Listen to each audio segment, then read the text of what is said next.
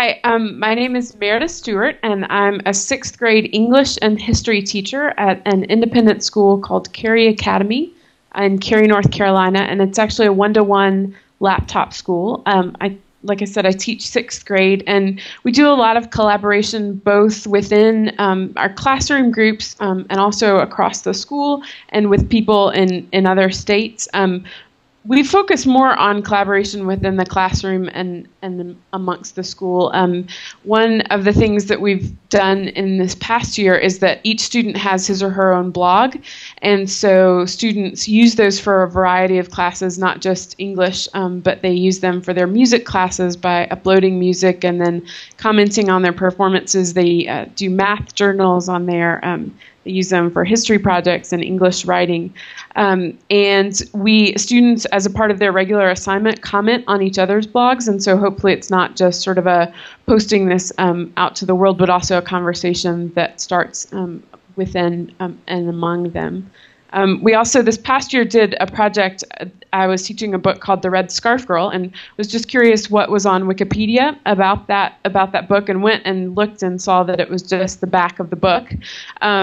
And so one response might have been to be really excited as a teacher because kids aren't going to cheat. But what we did instead was to use that as an opportunity for students to work with another class in Massachusetts to really think about the kind of content that should be in that entry, and then to draft that content using a different wiki and then post it to Wikipedia. And that was really exciting for students to be able to see their work contributing to this larger body of knowledge on the internet. We've also used a site called Etherpad to write collaboratively, so it allows students to both have a chat going on, but also be writing and be able to write together. So those are a few things that we've done in my classroom over the past year or so. Well, a few questions about that. Sure. Well, first of all, you didn't even have to spend any time justifying putting sixth graders online. These are publicly available, right? When you said that they blog to the world. The blogs are publicly available. They're not searchable, so they're not accessible easily by Google or other search engines, but they are publicly available. We did spend a lot of time talking about that with students. It wasn't a difficulty as far as the administration goes, but we wanted to make sure that we had good conversations with students about, that this was viewable by the world, that people probably wouldn't go looking for it, but that it would be publicly available. And so we, talked about some safety kinds of things, only putting your first name on things, but also just thinking about how you wanted to represent yourself, because these are students who have never known a world without the internet, and will grow up in their digital lives, their digital footprint, if you want to call it that, will follow them throughout their lives. And so starting early in the middle school age, I think, is really important, because then they've sort of have had exposure to those best practices and had an opportunity to talk about them at school with their teachers. What's the benefit of shifting so radically from performing for the teacher? You turn in your paper, you turn in your test, and the teacher sees it and the teacher grades it, to performing for each other. That's a pretty big step. It is a big step, but I think it's also a step that better mirrors what happens in the adult world, and that also can be motivating in that it creates an audience, but can also create a stronger community. So as a teacher, I teach for my students, but I also post articles online and get feedback from other teachers, participate in a Ning community, and that, I know for myself personally, that's really motivating and fulfilling, and students have had the same kinds of reactions when someone else comments on their post, or they're able to send a link to the literary magazine to their grandmother or to a friend that they met at summer camp. That's exciting to them, and also strengthens those relationships that they have with those people. What do you do to kind of lubricate collaborative writing, since it's new to students, and many students are kind of thrown by something that doesn't have a single author to the document, and in which people might change each other's work? How do you approach that, or how do you frame that when you first get them going?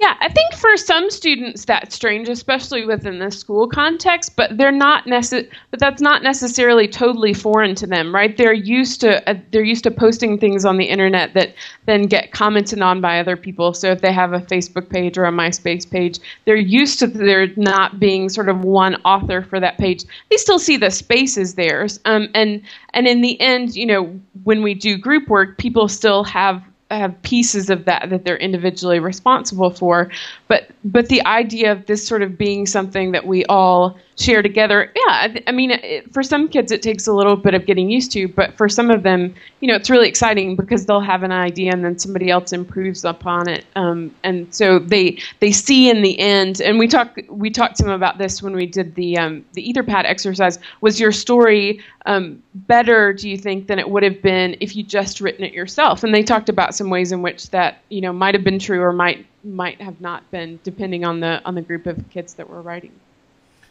What would you say to other educators out there who are not in such ideal circumstances as you are, about persuading people, everyone from the administration to the parents to the children, of the benefits of teaching the way you are, using online media, using collaborative work, and making it available to the world? Sure. I think there are ways that it can be done, even if you're not in a situation where every student has a laptop, right? You can, once every week or once every 2 weeks, you can reserve a laptop card if you have that, or go to the computer lab, or even if you just have one computer in your classroom, you can appoint a blogger of the week, and one student, writes a blog post every week. I think you start to see the benefits once you do it. And I can talk all day about the benefits of it, but some of it just takes being willing to, risk a class period or two, maybe a period where you would have shown a movie otherwise, and try it and see how it works. There'll be frustrations along the way. I call our tech guy and say, I can't believe this isn't working, kind of thing. But it's that day when you post a student project on the web and they're so proud of it and so excited about it, and then you see the conversation start to develop around that I think you really get some sense of the benefits. And if you're a person in a school and you're excited about using online technology and having your students collaborate and do project-based learning, and there aren't a lot of other people who are excited about it, I would say just go ahead. And then as people see you being excited about it, and also see your students being excited about it, then they'll naturally sort of drift to you and say, hey, I saw this thing you were doing with your blog. Could my students do that with their blog? And so I'm a big proponent of just go ahead and do it. And then people will follow. Maybe some later than others, but people see what you're doing and that kids are excited about it. And they also see the strength of that community growing too. Thank you, Meredith. It's exciting to think about the other teachers out there who are going to be inspired by what you've said and get started doing it. So I'm so glad I encountered you through my personal learning network, and look forward to future discussions. Absolutely. Well, and I just want to say, too, there are a lot of people who have really done great work before me and who continue to inspire me and support me, and I really appreciate that.